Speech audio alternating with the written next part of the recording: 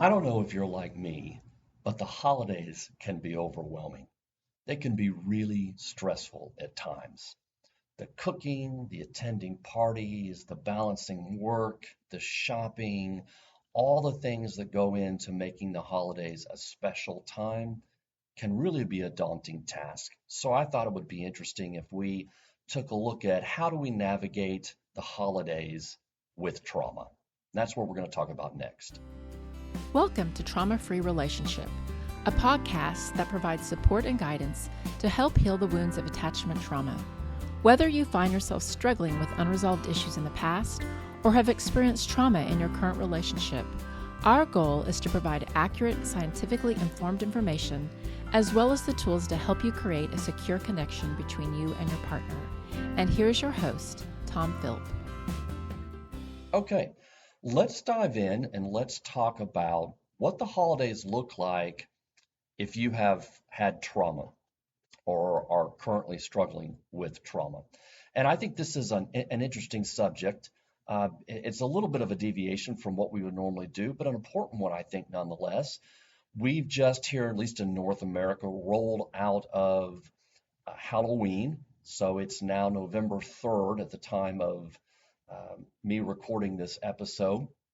And we are now moving into the holiday season. The next for us would be Thanksgiving at the end of November, and then Christmas at the end of November. And now I recognize that other people in other countries might have different holidays and they might fall on different dates. But I think this episode's still very applicable to whatever kind of holiday stress you might feel.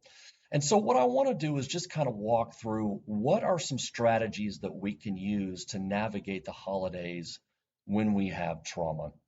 And the very first one I want to talk about is identifying your triggers. This is really, really important. And I talk a lot about triggers on this podcast because oftentimes people with trauma get triggered and they don't recognize it. And often, especially when I talk to them in my therapy sessions or even just other people I know that have had trauma, it's hard for them often to identify what those real triggers are. So I think it's really important for us to dive down and identify what those triggers are, physical triggers as well as emotional triggers. Now, triggers, by and large, if we were going to define that, basically it's a hijacking of your nervous system. It is something that has triggered your nervous system into fight or flight, which you upregulate when that happens, or potentially downregulate into freeze or disassociation. And so it is a trigger is something that dysregulates your nervous system. It dysregulates your feelings in that moment, and it moves you from a place of calm, cool, and collected to a place of emotional reactivity. Now, there can be lots of different kinds of triggers, especially around the holidays. It could be being around certain family members could be a trigger for you. Maybe there's folks that you love being around, but maybe there's also folks that cause you stress, or there has been some ruptures in relationships with certain family members, and being around them can be very tense. So it could be that family is a source of stress and can be a trigger for you during the holidays. The loss of a loved one certainly can be a trigger for you. About 13 years ago, I lost my father just shortly after Thanksgiving. So there's not a Thanksgiving that goes by that memory doesn't come up for me. I can remember being in the hospital. I can remember some of the smells. I can remember his breathing. He had had an aneurysm in the left hemisphere, so essentially he was brain dead, and we were more or less waiting for his body to expire. And we had done a no resuscitate on him, but as his lungs were filling up with fluid, He was breathing, was gurgling. You could hear the fluid in his lungs gurgle, and so I can remember that sound. So not to creep anybody out here, but you get the idea. So there's not a Thanksgiving that comes around that to some degree I don't think about that. Now it doesn't cause a deep depression, but Thanksgiving for me can be a trigger because of those memories. Also being away from family, just not being near family. If you're deployed, if you're overseas, that can be really hard, especially when you're longing for those wonderful memories that you have of being with family, being around the Thanksgiving or Christmas table, seeing the joy in your kids' eyes as they open presents. That could certainly be a trigger for you as well. So just being away from family. More triggers that can come up physically as well as emotionally is feeling unwanted. Maybe you don't have somebody to spend the holidays with, and so you end up spending most of your time alone. That can be very triggering, and it can bring up feelings of being unwanted, unneeded, and it can settle into just a general sense of loneliness. So a lot of times people around the holidays, they don't always feel joyful. They feel a deep sense of loneliness because maybe they don't have the people in their lives to love on them, to celebrate with them, to break bread with them, these types of things that we normally associate with the holidays. So identifying these triggers, and these are just a few. I'm sure you as listeners could come up with 100 more of your own that are specific to you about what happens during the holidays that can be a trigger for you and trigger some of that trauma that you hold in your body. So these are just a few of them. But what's important to know is, can we identify what those triggers are? And as you've heard me probably say on another podcast, there are four really important things to know when you get triggered. One, what is the physical trigger that's happening? Oftentimes, it might be a look on your partner's face. It might be a tone of voice.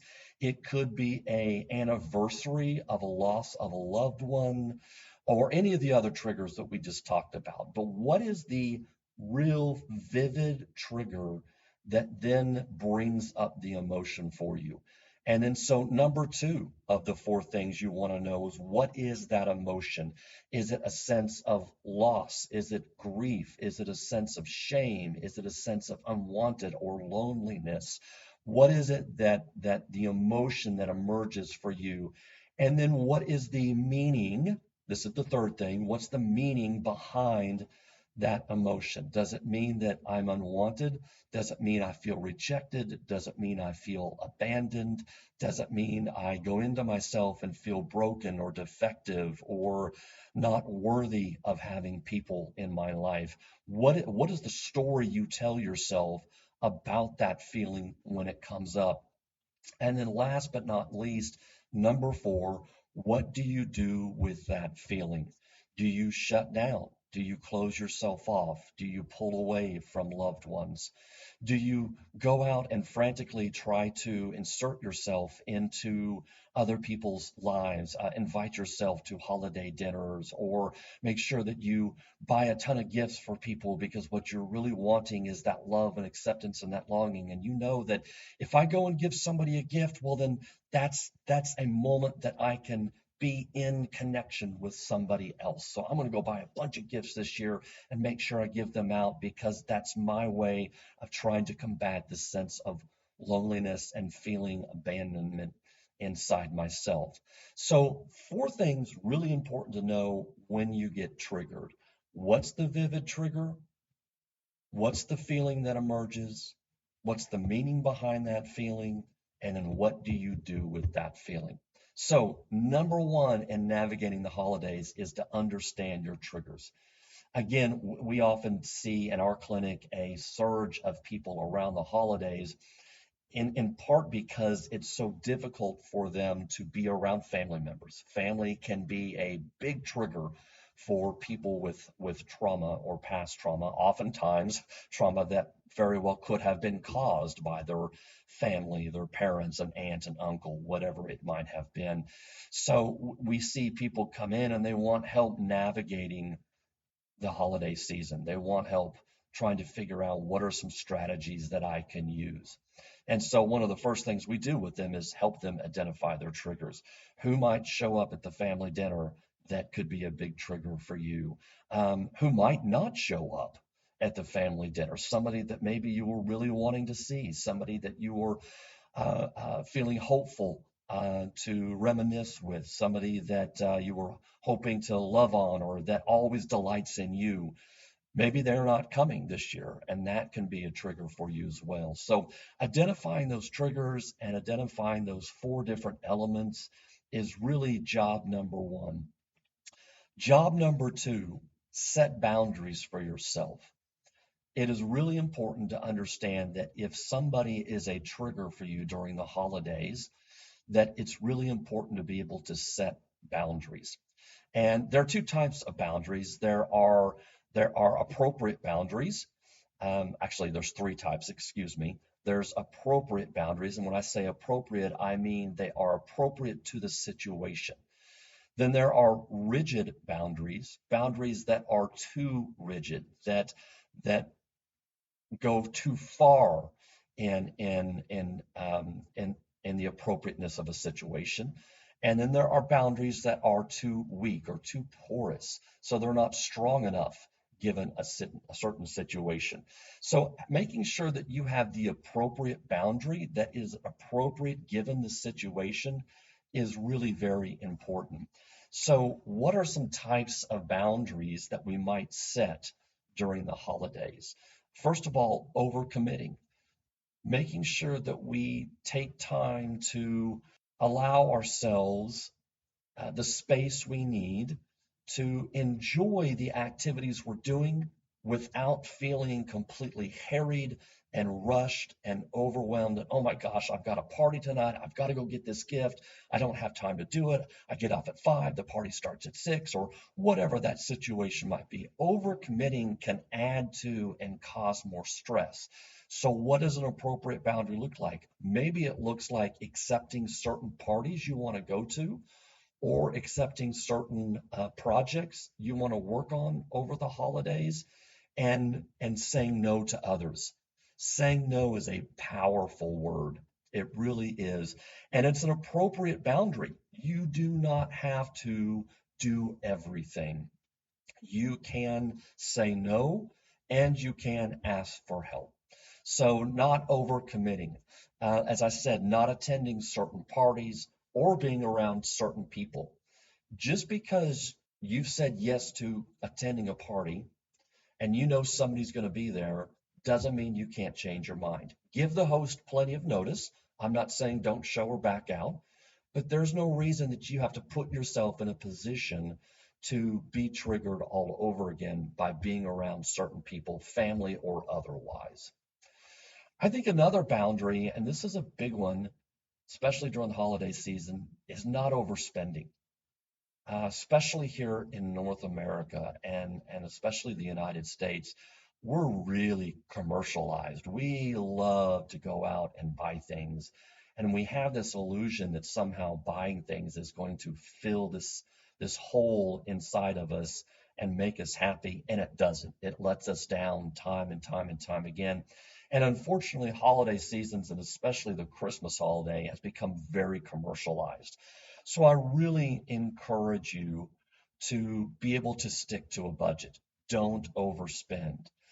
Little Timmy doesn't need every toy that's new this season. Believe me, little Timmy will survive if he doesn't get the latest train set, or if he doesn't get the latest robot or the latest iPad product or whatever that may be. His life will go on. He will be okay. You are not damaging him by not spending or breaking the bank to make sure that he has all these material goods. So don't overspend, stick to a budget. Making sure you get appropriate sleep.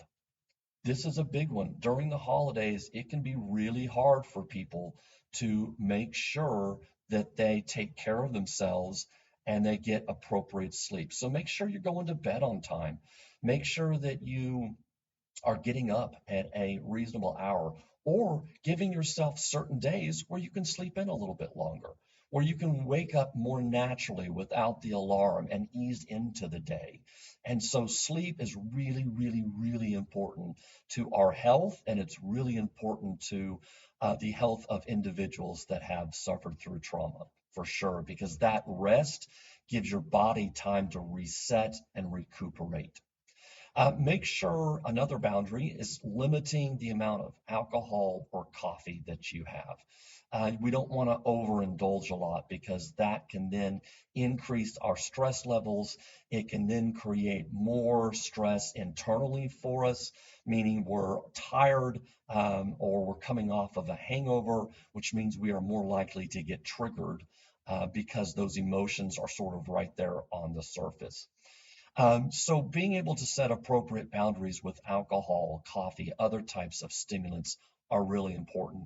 And then one additional one I'll add, and this is kind of a funny one, but I think in the last few years here in North America, it does kind of need to be said, you might limit the number of Hallmark movies you watch. Hey, I love these movies and I'm a romantic at heart. I get it. They're fun. They pull you into the holidays. They give you a wonderful feeling. Oftentimes they end on a very happy note with two people falling in love and the illusion that they're going to live happily ever after.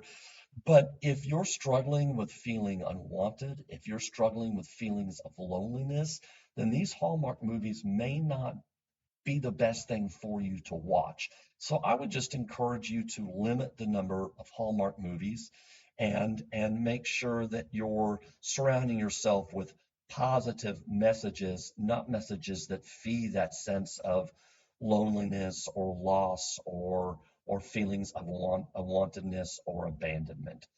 So that's just a couple of types of boundaries that are really important. So when we set a boundary, then we have to ask ourselves, how can we communicate this boundary? Because it's one thing to set a boundary internally and say, I'm not going to overspend this year, or I'm not going to go to this party. But the question becomes, how do we then take that and communicate that expectation to other people?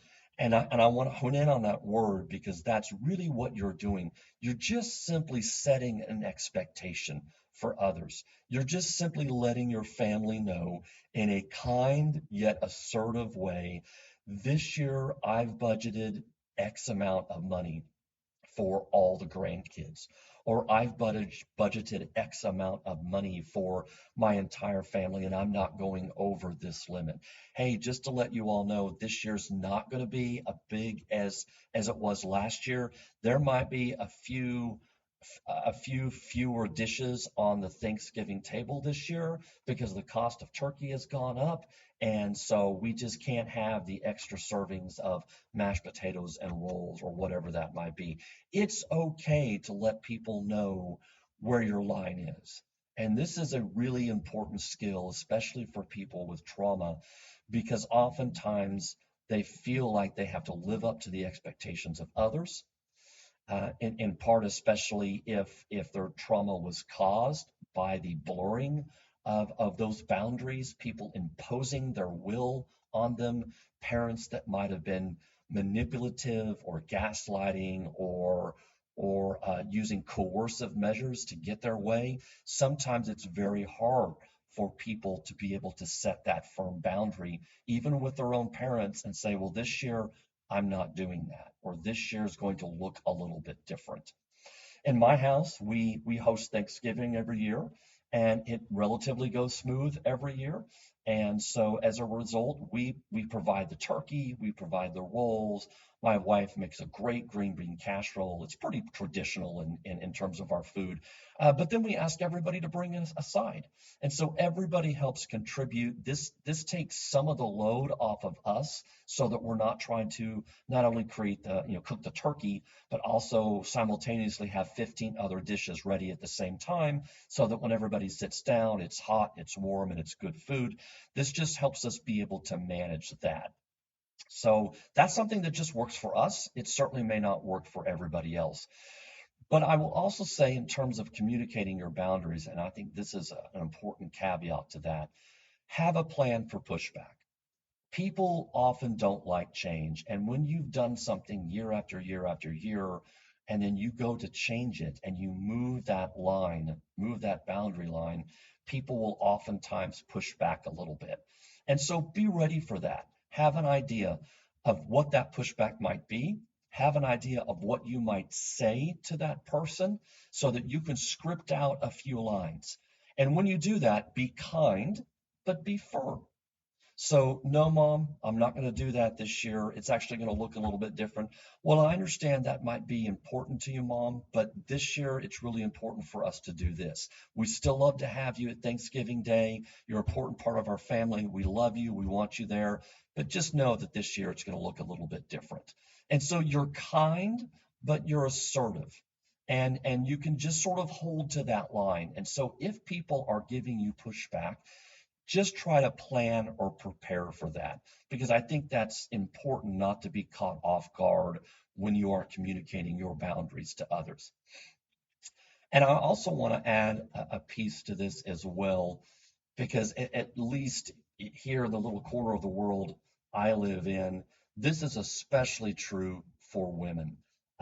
Women do so much of the cooking, the shopping, the preparing, the decorating, so much of the holiday time that is special for families is created because the women in the family are the ones doing it. And I will just take this moment to publicly acknowledge that this is the case in my family as well. And thank you to my wife, because holidays are magnificent in large part because the women in my family do take care of a lot of that. And so I am grateful. I just want to go on public record right now that I am grateful for the women in my life that do make holidays. But that's also to say that if you feel burdened by that, do not be afraid to communicate to your partners that you need help. Now, don't wait till you're overwhelmed. Don't wait till you're in the thick of it and then you ask your partner to help by yelling at them or making them feel bad or through criticism or blame. Set that expectation up front. This year, I would love for you to be able to go buy the gifts for your side of the family. That'd be really helpful to me. Could you take care of that for me this year? That way I can focus on my family and I don't feel so overwhelmed.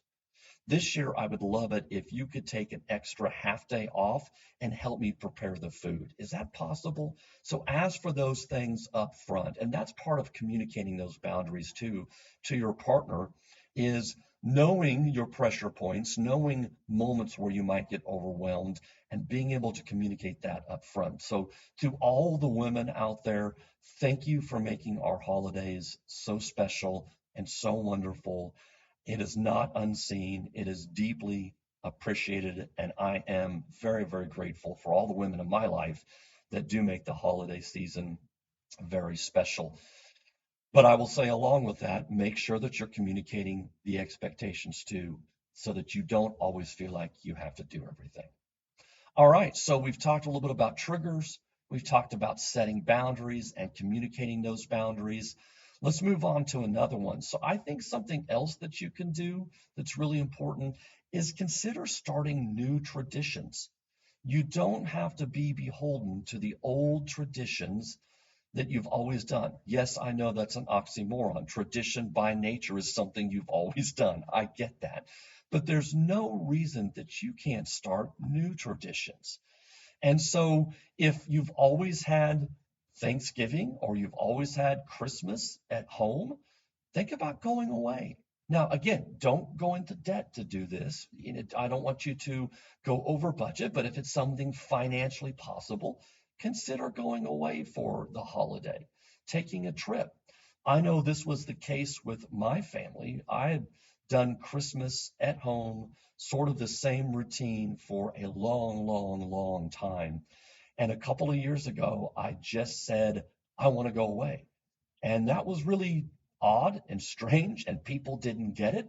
But by golly, we were able to make it happen. And it was one of the best holidays that I've spent in a long time because I created a new tradition. And we're going to do it again for ourselves this year. And I couldn't be more excited about it.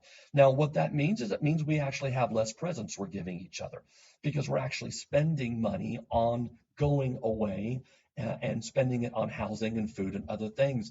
But I think the richness that we get from that, from creating that new tradition, well makes up for just having some other trinket under the tree. And so if starting a new tradition like going away and not doing the same thing over and over is possible, I highly encourage that. Instead of spending the holidays with the same people, try spending it with different people. If you normally go over to your partner's home on Thanksgiving, switch it up. Go to your families on Thanksgiving and then your partner's family on Christmas or some other holidays and mix and match it differently. And so that we're just trying to create something new, something novel, something different that makes it feel a little bit better. As I've mentioned before, buying less gifts or different kinds of gifts. So maybe you decide this year that instead of buying a bunch of things and putting them under the tree or in the stockings, you're going to make some gifts for the grandkids or for the kids this year. And so starting that new tradition, doing something different is really important. I always think it's important to try to adopt a family or to give back to somebody or people that are less fortunate this time of year. So don't be afraid to give gifts in the form of donations to your favorite charity. I always think that's a meaningful gift to give to somebody, and it really helps other people above and beyond what you get out of it. So these are different kinds of traditions that you can start. Just, I'm sure you can add thousands of more yourself, given your situation and your context where you live and what your family makeup is like. But I think being able to start a new tradition is important. For example, if you have a faith base, going to a different church service instead of the same service that you've gone to year after year, just anything like that, that you can shake up the holidays, try some new traditions, see how they feel, and ultimately you can evaluate it and go, is that something we like, something we didn't like? So is that something we want to continue? And if not, we really missed having Thanksgiving dinner at Aunt Mimi's this year, so we definitely want to go back. That was something we missed out on. Then you'll have that information to be able to evaluate that for the next year. So let's go through just a couple of more. This one's particular to trauma survivors, and that is practicing good self-care. So around the holidays, as I have mentioned, it's really important to practice good self-care. And that means don't give up on your yoga, don't stop your meditations, don't stop having your hot bubble baths with a glass of wine and getting half an hour to read on your Kindle, if that's what it is that relaxes you and that's good self-care to you, whatever that looks like, make sure you continue doing that. And if you're not doing that, then I highly encourage you to start, because as I've said, the holidays are stressful, and being able to practice good self-care helps you be able to set boundaries and communicate those boundaries. It helps you stay centered and not be emotionally hijacked by those triggers. So finding a quiet space where you can reflect, making sure that you exercise, you get your heart rate up a little bit each and every day, that tires your body, and so you're less likely to be triggered when you are more relaxed. And doing journaling is another great way to practice self-care. So all of these are just ideas. You certainly can have your own, and may have some that you practice already, but I'm just wanting to throw out some potential ideas there, and just encourage you to continue practice good self-care during the holidays. And then the last one I'll add is reaching out to your support network.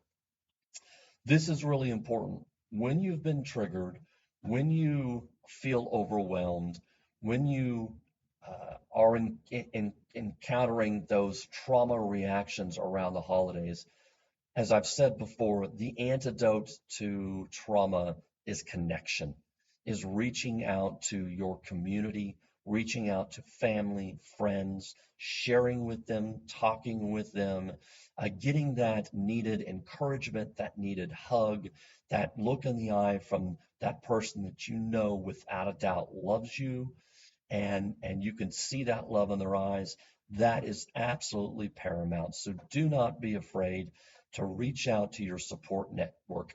Maybe that's certain family members, and maybe it's avoiding other family members. Don't reach out to people that are going to make you feel more stressed or that tend to be more toxic in your life. Reach out to people that you know are going to be there for you and accepting of you. And that might include close friends. Maybe you have a coffee community that you get together with.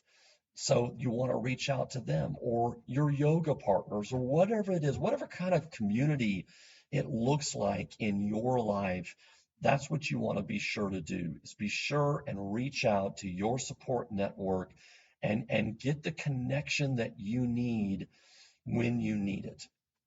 Now, the last thing I want to talk about here, as we've kind of gone through these different ideas, is some of these will be easier depending on your particular attachment style. Reaching out to your support network is going to be easier for the anxious attached person than it is for the avoidantly attached person. And I recognize this, but I want to offer you that challenge. The things that I've talked about today are applicable whether you find yourself more in the anxious attached style or the avoidant attached style. And so some of these, yes, might be easier. As an avoidant attachment, reaching out to your support network is not something you're necessarily going to think of. It may be much easier for you to set boundaries with people. Nope, not doing that this year. And you have no problem being able to communicate that to others. And I get that. I really do. Some of those may be harder depending on who you are and your style of attachment, but try to find any particular one of these ideas, practicing self-care, communicating boundaries, setting boundaries for yourself, and knowing your triggers, and challenge yourself a little bit to lean into the ones that might be harder for you to do and not just navigate towards the ones that are easier. So I hope these are helpful. I know they are helpful to me as I head into the holiday seasons. They've been helpful to hundreds and hundreds of couples that I've worked with during the holidays. And these are just some of the top drawer ideas that I've had over the years in working with couples and helping them being able to navigate the holidays. So with that being said, I'm going to sign off and we will talk to you next time. Until then, I do hope that you have a wonderful and very, very blessed holiday season. Thank you for listening to Trauma Free Relationship, a podcast for the healing of attachment trauma. You can find us on Facebook, Instagram, or our website at traumafreerelationship.com. Be sure to look for our next episode on your favorite streaming service.